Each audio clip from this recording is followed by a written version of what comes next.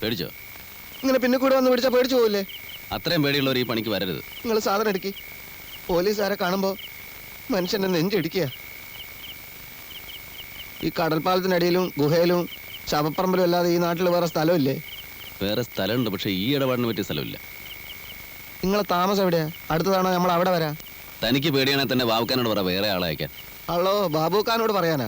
മൂപ്പരെ കാണുമ്പോൾ തന്നെ നമ്മളെ മുട്ടിടിക്കും. അപ്പം മൊത്തത്തിൽ താൻ പേടിക്കാൻ വേണ്ടി ജനിച്ച ആളാ ആയിരിക്കും.